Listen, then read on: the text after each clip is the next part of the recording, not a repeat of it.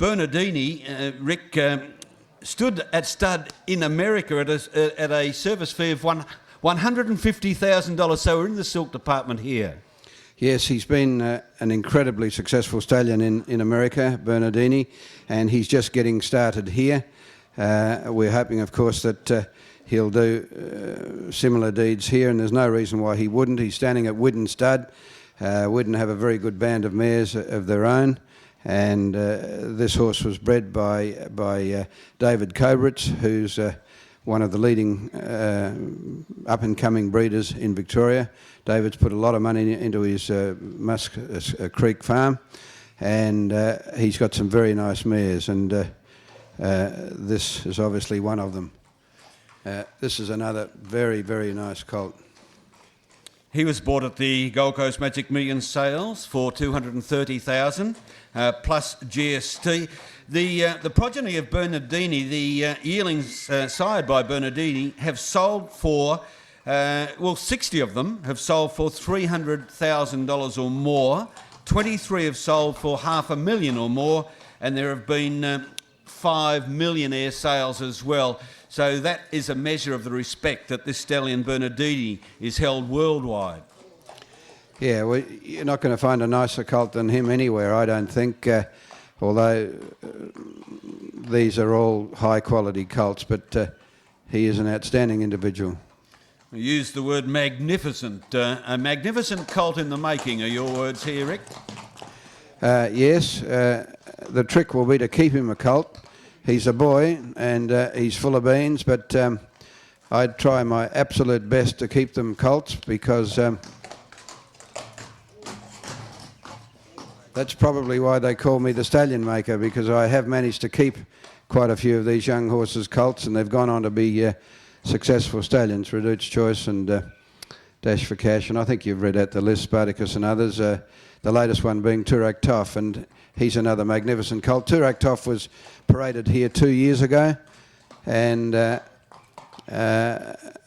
he went on to win 2 Group 1s, as you know, and he's now standing at Anthony Mithen's stud just out of Geelong. And if you've got a broodmare, you wouldn't find a nicer colt, at least stallion, to send your mare to. And of course, he's a Victorian. He's going to stand here, or he is standing here in Victoria. He hasn't gone to New South Wales like most of them do. The dam of this colt Belle Amici is by Catbird, who was by Danehill, so there's beautiful blue blood lines on both sides of the family. Belle Amici won at 1,400 metres and is a half sister to Restless. This is her second foal, and her first foal is an unraced 3-year-old. So you're looking at something exciting here. Yes, Keith. I like to buy progeny out of young mares.